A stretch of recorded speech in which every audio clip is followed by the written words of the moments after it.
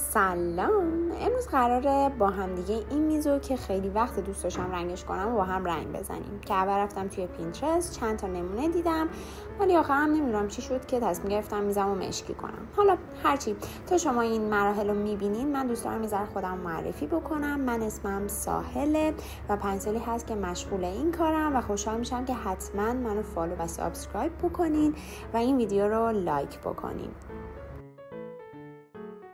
اینجا هم راستش فکر کنم رد دادم یا چی، کمک میخوام، نمیدونم.